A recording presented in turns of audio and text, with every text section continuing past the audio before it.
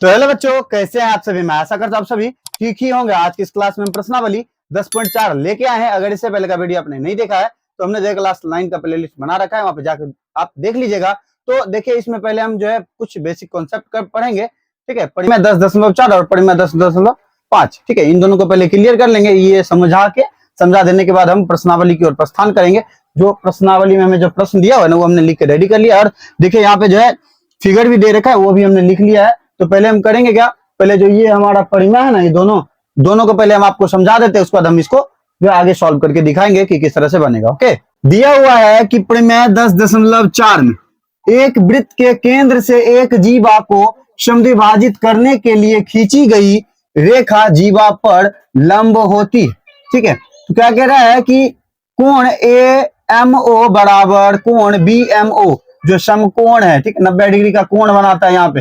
तो क्या कह रहा है, इसको समझिए। एक वृत्त के केंद्र से एक जीवा को, एक वृत्त का केंद्र जो है और जीवा को जो है समद्विभाजित जो करेगा रेखा, वह जो है करने के लिए खींची गई रेखा जीवा पर लंब होता है। ठीक है, केंद्र और जो है जीवा पे जो खींचा गया लाइन जो है, वह जो है क्या है, तो जीवा को जो है लंबवत करता है। ओके, देखिए यहाँ पे हमें मिल ही रहा है ना, एक जीवा पर जो है एक, यहाँ देखिए केंद्र से जो है, केंद्र है यहाँ पे, ठीक है, ओ, और हमने जो ए और बी एक जीवा खींचा है।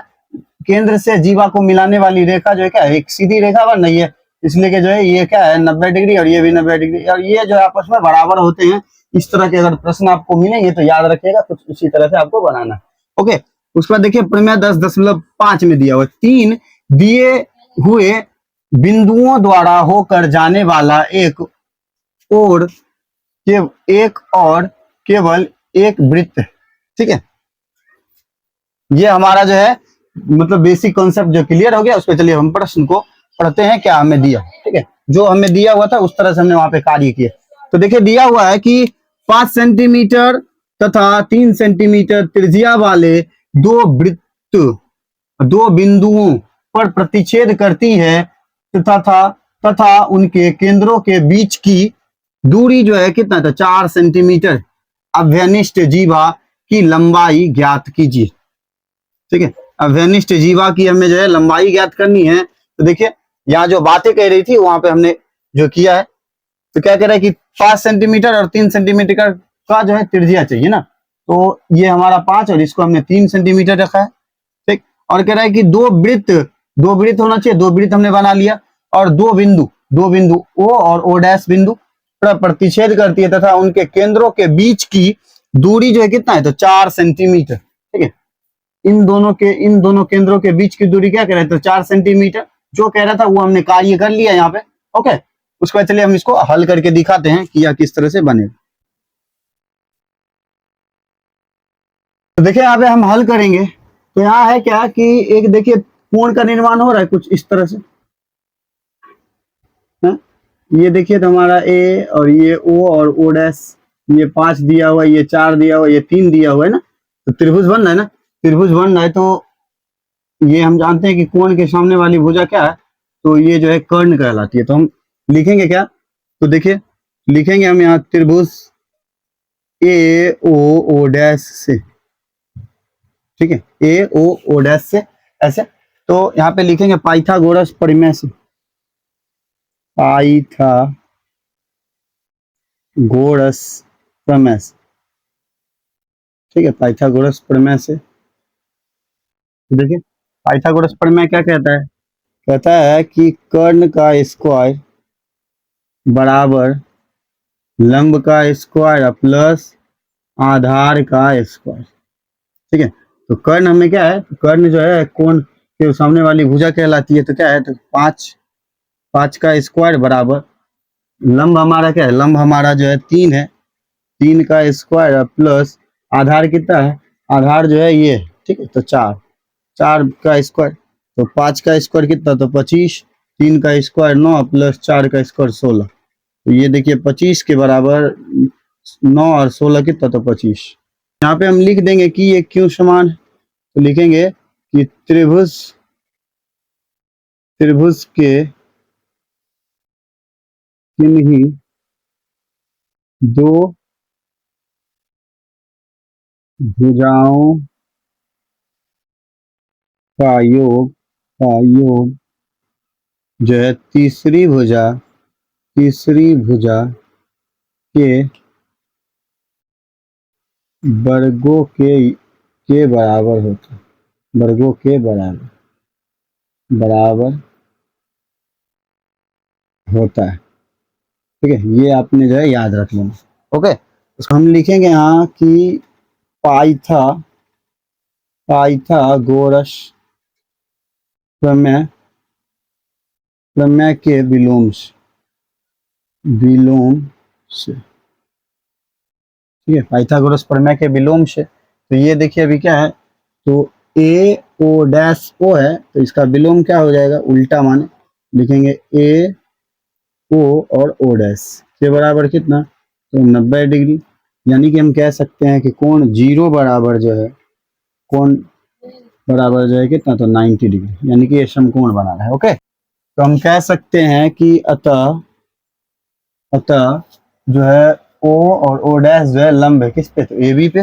यहाँ पे लिख दीजिए ओ डैश लंब है ए बी, है ना। तो देखिए इधर हम लिखेंगे अब, और आगे देखेंगे क्या लिख सकते हैं।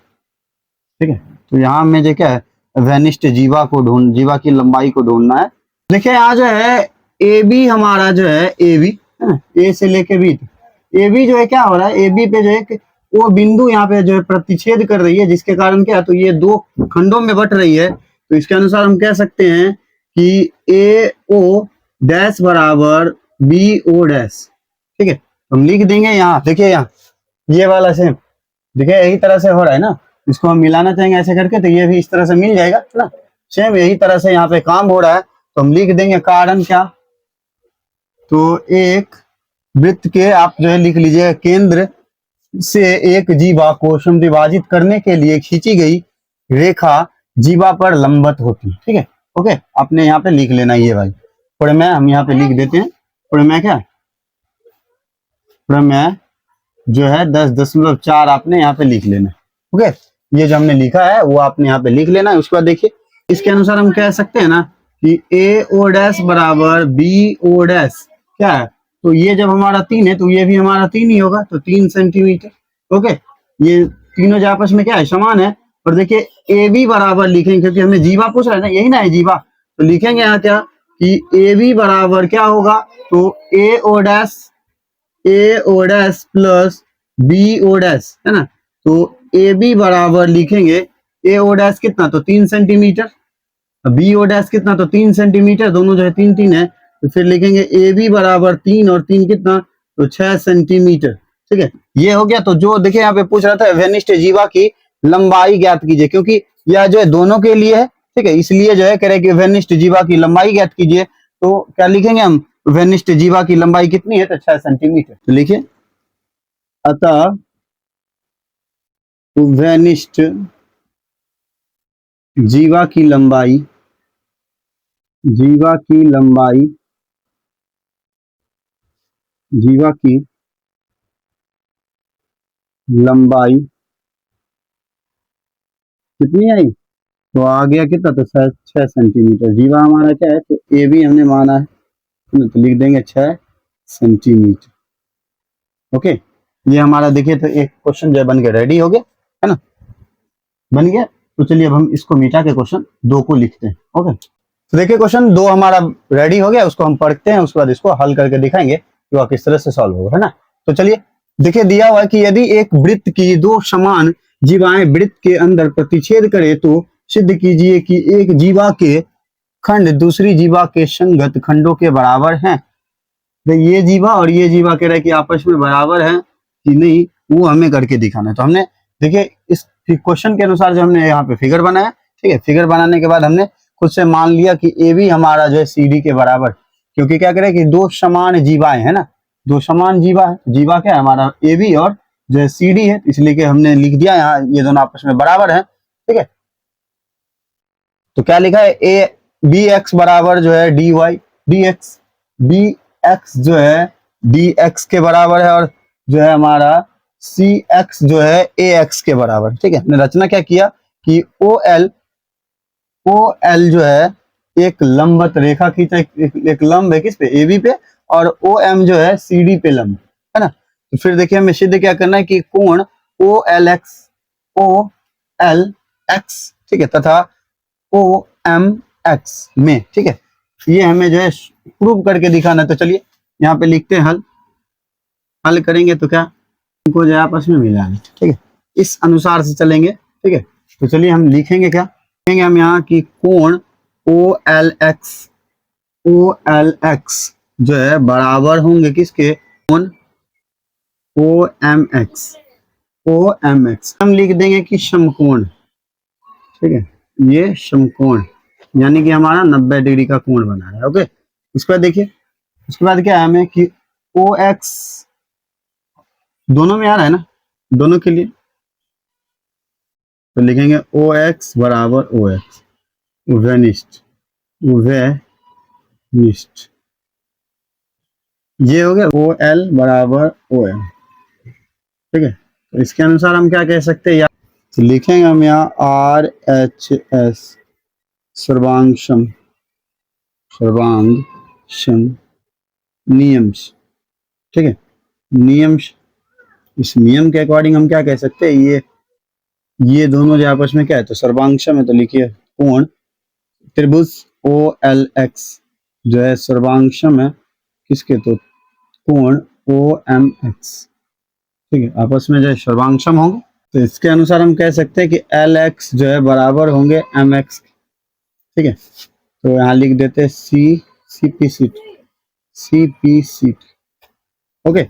और देखिए हमें दिया हुआ है कि AB जो है बराबर है CD के, ठीक है, ये हमें दिया हुआ है ना, दिया है।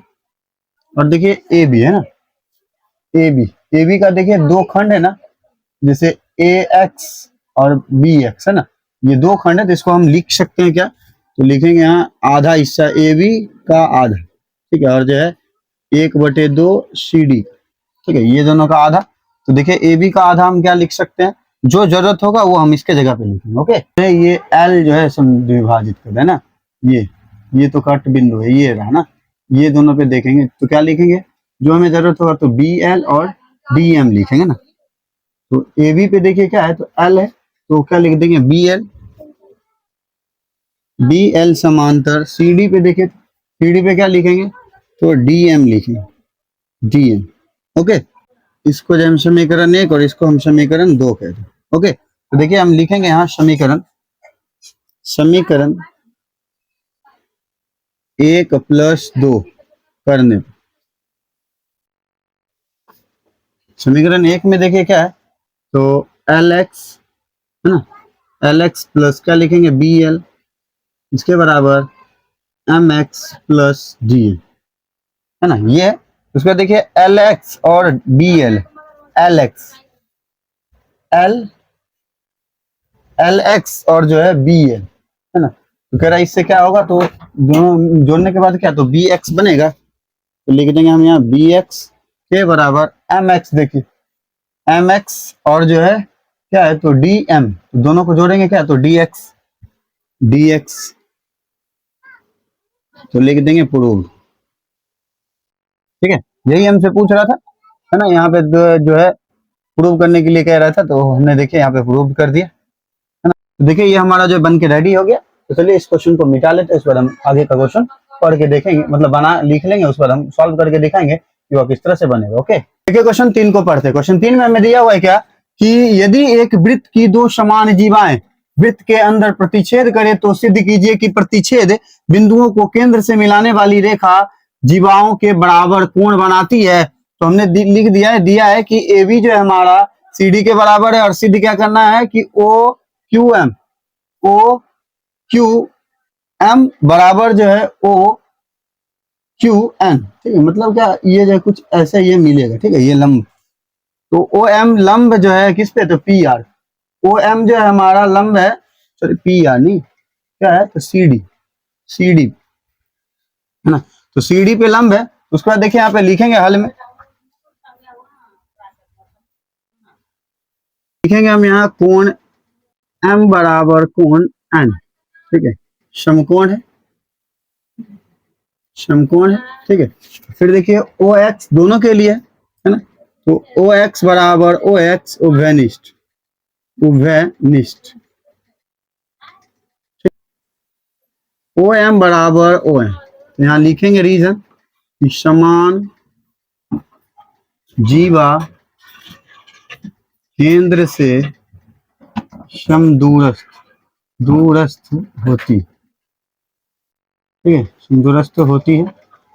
उसके बाद देखिए आगे तो क्या, और ये देखिए किस रीजन से जो है क्या ये समान है, तो वो हम देखते हैं ना। यहाँ कि कोण जो है ओ क्यू एम जो है सर्वांशम है कोण ओ क्यू एन, ठीक है।